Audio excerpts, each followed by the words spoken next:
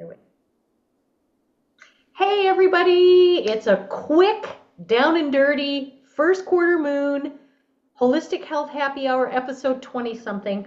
I don't remember. I gotta look, but I'm not gonna. No, but seriously, we've been doing this for like a year, I Julie. know. I I think know. it's been, yeah, I think it's awesome. So it's episode 20 something. 24. Okay, I'll bite. Yeah. I'll bite. So, Julie Sherwood, your best hopes wellness coaching. I do 13 sign constellational astrology, root cause therapy practitioner, Reiki master, solution focused wellness coach. And I am joined here by my awesome co hostess. Take it away, my friend. Maria Schumacher, aka Vian, aka Vian of Venus-13.com. I also do true sidereal constellational 13 sign astrology. I am a practicing witch. I write a daily astrology blog that I publish on Facebook currently, maybe other social media pages as that landscape all changes, but that's it for now. And the reason why we seem a little frazzled and everything is that we have just spent the last hour And a half. and a half creating a new on my website, a new offering that we're very excited to tell you all about. And I want to talk about that before we get into the quarter moon. So Julie, do you want to tell them what we've been up to? Sure, why not? We've been using this first quarter moon energy, by the way, to build, and we'll talk about that. We have found that a number of people in our star world have had a lot of questions about different things going on in the sky, different things and how it affects their charts. Just wanting to sit down and have more casual conversation about it, but yet learn something at the same time. So we thought we would create a space for that, and we're calling it Constellational Conversations. Now, while Maria and I may bring some knowledge to the table, the whole idea is to use this as an engaging, discussion oriented opportunity for us to all learn from each other. And we're creating a container for us to do that. So we're going to get that all published soon. We're still at the point where we're working out the little technological kinks. So stay tuned to that. But at any rate, tell us a little more. What is your vision on this with us? So yeah, I mean our group vision was there's clearly a desire from people to learn more about this true to the live sky astrology, right? Even people who didn't really follow astrology for are attracted to the idea that wait, there's a system that actually matches the sky. I want in. And so now that will engage people. But also a lot of people either they don't want a super structured class or they don't have enough knowledge to even formulate a Right. question. And we are all about that because we don't really want to teach in a structured way. No. Like, no, nobody wants to like sit there and listen to me give a lecture, and I sure as hell don't want to prepare them, right? I'm So with you. sorry, love you guys, but these are not prepared. Julie and I hop on and start talking, and that's Mm-hmm. pretty much how it goes. And we felt that that would be a great class format for certain people to hop on, bring your chart, bring somebody else's chart, bring a book, bring us something or other, and we will talk about astrology in sort of the very, very old classical Greek or Alexandrian form of learning. Let's all go sit under the oak tree and talk about geometry or talk about, the nature of the cosmos. And then if you have specific questions, we can answer them, hopefully in English. Uh, Or Greek. We'll make it right, up. or Greek or gobbledygook, depending on what time of night it is. Or if you just have an idea that's Mhm. out there, but it's an interactive learning, 100% tutored, 100% at your own pace, and we're just here to facilitate the process. That's what we want to do is facilitate your pace of learning astrology the way you want to learn it. And here's a classic example. We just did a roundtable with two of our other star family, all about the Pisces party that's going on, the start of it and what's coming down the pike. And people want to know, how does this affect me? Where is this in my chart? What do you mean, Pisces? Who the hell is Neptune? You know? And so Yeah. this ability to integrate and interweave the stories so that you as a person can relate to it. How does this relate to me? Yes. And understand it in a way that's not just, okay, astrology 101. There's a place for that. It's how I learned. I teach an Yes. astrology 101 class. I'm all over that. However, we wanted to create this, come on in, hang out, bring your cup of coffee, glass of wine, whatever, and bring your chart. Let's sit down and have a chat. Right, right. And we want to connect to the stars through that. So it's just it's a different learning style, a different format for for learning astrology. I'm not even going to say we're teaching it. We're just sort of here to facilitate the process and share what we know and also learn. I mean, I'm hoping that maybe a couple people that really know their shit will come in and help teach us Well, something too, right? Because exactly. Yeah, and this can, if you're a student of astrology right now, this can augment what you're doing. This is not to take place of anything you're already doing. bingo. It's just a different way to, like I said, you drop into the local coffee shop and it just happens to be a place where somebody talks about astrology. You pull up a chair, sit down, let's talk. Mhm. And you just happen to do it with somebody who has a little bit of background and knowledge in it. And again, it's not a lecture. That's not It the point. For sure. But it is going to be, dedicated time, a limited number of participants so that it's meant to be interactive. So we want everyone to be able to get time to ask their question and have it answered, to participate in discussion.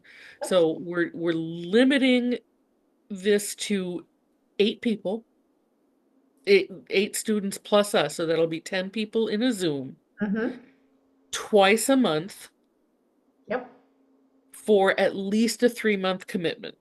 Yeah. But after that, it's going to be a rolling thing, Yeah, right? second and fourth Tuesday. We'll get all the details out, but the gist, second and fourth Tuesday, 7 p.m. Eastern U.S. Standard Time for an hour. We know y'all got life, so we want to keep it short and sweet. And if you happen, and we'll record them, and if you happen to miss the live, then the recording will be available, or you can post, hey, Maria, I'm not going to be there. Can you talk a little bit about Mars retrograde Gemini and how that plays out in the eighth house? Hmm. Okay, then we can address that. And we also want to make this a private group. So we'll probably create a private Facebook page where we can post the recordings and post questions so that we Yep. can keep it intimate and just to the group. Yeah. And phenomenal. We're talking $22 a month for 2 sessions of live interaction. $22. So basically $11 a session. Yes. So very, Yeah. very reasonable. And like Maria said, we would like you to commit to at least 3 months so that we don't have the revolving door of in, out, because again, it's limited to only 8 people so we can keep it intimate and interactive. Yes. But affordable too. So we thought this was the most fair. Everything about this felt right to us. It satisfied our sensibilities. We thought it was accessible. We thought it was easy. We also thought it, encouraged interaction and commitment. Right. So, Right. And we've noticed a lot of people in the different astrology groups posting questions. So I have the north node in this location and that location and the south node. What does that mean for me? How does that compare to the collective nodal path? yeah.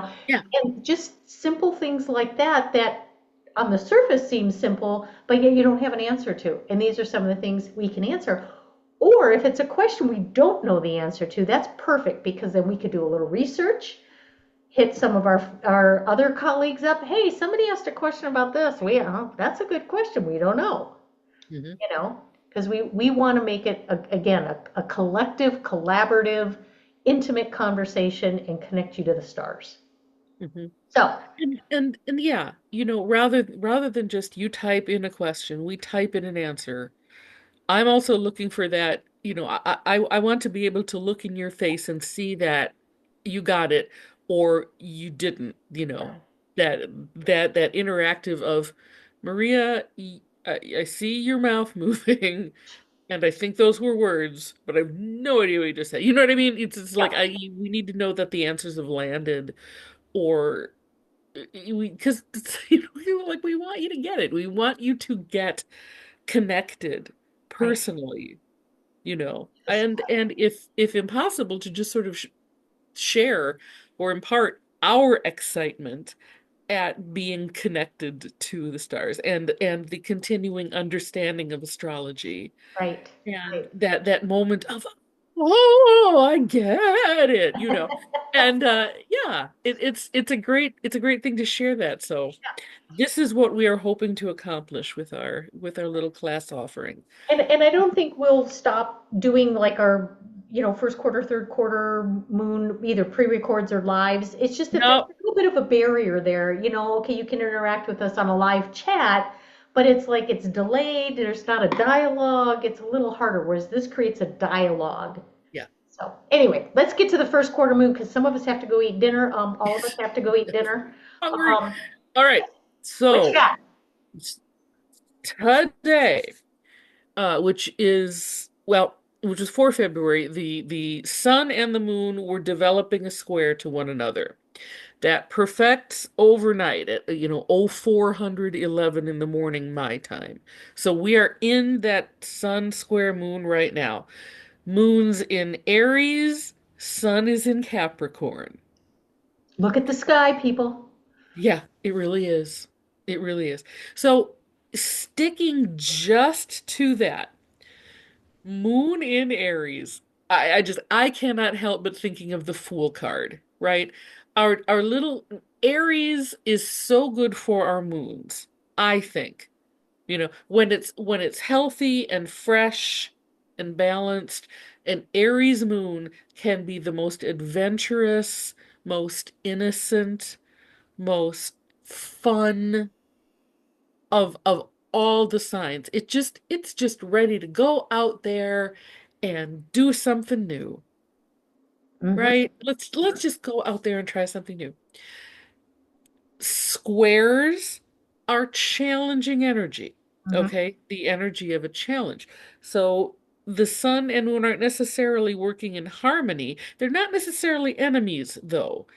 It's only that the sun isn't quite as behind this enthusiastic, let's just leap off into space thing that an Aries moon is. You know, a Capricorn sun will want you to make sure you've had breakfast and put your shoes on before you leave the house. Hmm. And it's also about energy behind building structures too. In that way as well, a Capricorn sun wants to build something with structure. Um, and an Aries moon a moon can be a little fearful. Sometimes it needs some bravery. So if there is something that needs to be built, like, no, we need to build this, Aries can help that moon develop the bravery to just go ahead and do it. Shall we talk about how that was experienced in the last hour and a half? My dear friend got a little brave in the techno world. And one I thing is, hate if anybody who knows me is like, I am the Luddite's Luddite, right? I am not techie. You ask me to yeah, it asked me to build a website. I'm like, couldn't I just pull my toenails out instead? That would be more fun. And yet, we just spent the last hour and a half building a web page because I was like, you know what? All right, what the hell? We need to do it. Let's do it.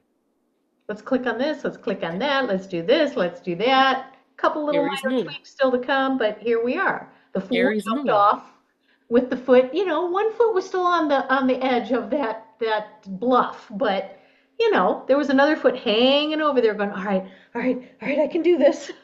Yeah. Yeah. Yeah. So So, that's how those, and the square energy, because one of the things that kind of gets my back hairs up, so to speak. Okay, that's a terrible visual, but anyway, is when you hear other, to each his own, astrologers saying squares are terrible and hard aspects. It's like, okay, wait. Like Maria said, they are a challenge, but it's an invitation to see the challenge. And I always have this image of one energy is going this way, the other one comes in and kind of pushes against it. Now you Right. can let it be a T-bone accident and let it take over, or you can go, okay, I see it coming, I'm going to brace and I'm going to roll with it. And when you understand that that's what the square is asking of you, it's not saying, hey, over here maybe. It's like, no, you have to pay attention. It's coming. So how do you Yes. work with it? So it's like Yes. the pool, take 1 foot off the edge of the cliff. Okay, new structure down there. All right, I can do this. Or you're going to get shoved off. Yeah. The thing that is usually hard. Now here's the thing, in all fairness, when people are like, oh, squares are awful, they do usually feel challenging, Right, right? It's not usual that, oh goody, I have a hard square aspect. That's not a soft and fluffy feel. right. There's an urge to motion, there's um generally an issue that is addressed, Hmm. like, and if there's an issue that you've been avoiding addressing, a square at it is going to get you addressing it, right? Right. And it's just they're not usually fun unless, right, you uh, unless you like competition. Like sports is squares all over the place, and a lot of people find sports fun. Hmm. Like the energy of athletics is squares. It Yeah. implies motion, it implies competition sometimes. It implies going head to head Getting out with of your comfort zone. yes, getting out of your comfort zone, pushing your boundaries. Hmm. So it's way different than an opposition. Way different than an opposition which is in balance. Square has a competitive component to it. Um, and that can be very fun. It can spurt growth and development. Yes.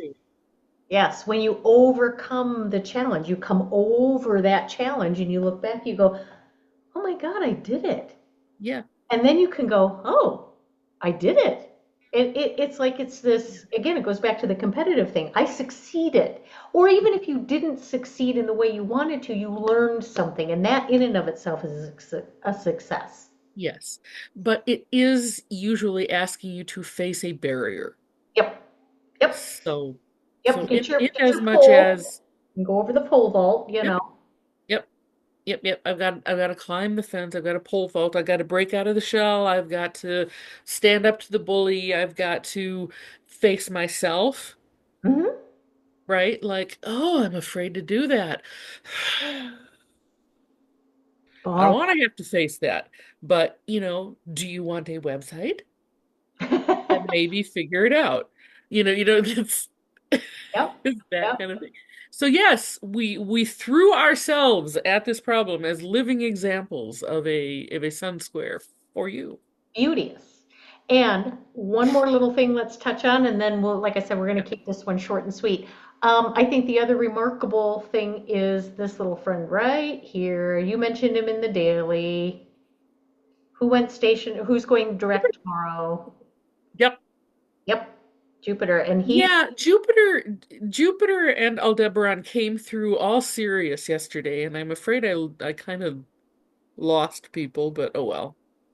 You it's okay, and no, I mean it's expand into, like, Jupiter asks us to expand. Even though his little glyph is up here, he's actually right here in Taurus.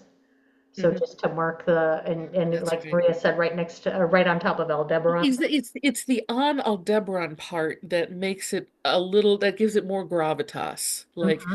it's not just expanding into your values. It's like, all right, look, what do you really value Hmm. on a very deep level? Do you actually value life? Hmm. And this is not comfortable, but Oh, so we've retrograde. got that going on, and Yep. he's stationed. He's still sitting right on top of Aldebaran. So that hard question, oh, you have got to face what your values are, and are you in integrity with it? In fact, do you even know what integrity is? And the retrograde gave us plenty of opportunity to really explore that, to really dive deep. What do you really value here? And Jupiter's an expander. Yeah. Expand into things in a way that you really use your personal intrinsic and extrinsic values, and you can take it out to others. Jupiter invites us to do it with Yes. And others. he's the benefic, right? He wants it to benefit all of creation. Right. But again, there's a gravitas on it because of Aldebaran that keeps it very serious. This is not play. Mm-hmm. These are very serious questions, and if you don't face them soberly, Mm-hmm. then a lot can go wrong in the Yes. next cycle because you're not building on a solid foundation of actual values that you express with integrity. Yep. Yep. Exactly. It's that word, integrity, right there. Yeah. Right there. So All right. Well, there you have it. And again, if you today, want to know more about the Pisces stuff, go check it because out. you do, because again, just 2 more minutes. I'm sorry, Yeah, because we no, also go want to ahead. offer people a remedy. It, in the middle of all of that is Pisces, right? In between Jupiter and the Sun and the Moon, kind of is Pisces, which asks us to open up and allow and assimilate and go with the flow.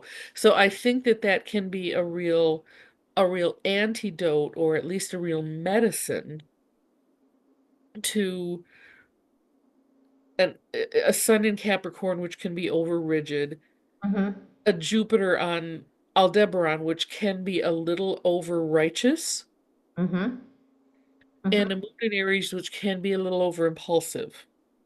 Yep. Yep. And Venus and Pisces will help soften that quite a bit, actually. Yes. Use your compassion when you're interacting with others. See it from And their perspective. yes. Yep.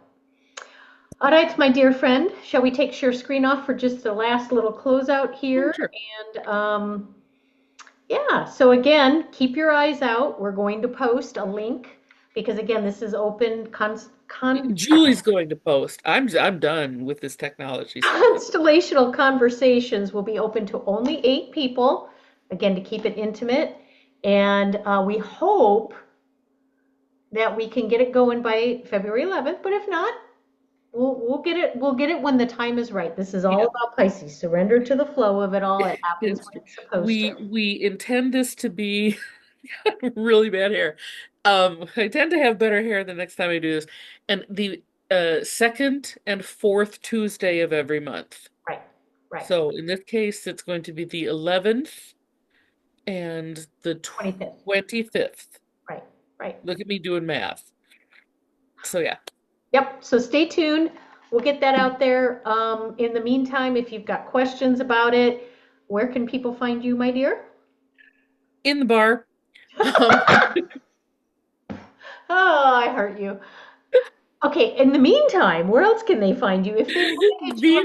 Venus-13.com. And I'm yourbesthopeswc.com. We both have contact links in there. Hit us up on Radical Astrology, Cosmic Reflections, our individual pages. We're there. So stay tuned. We want to get this out. All right. See you in space.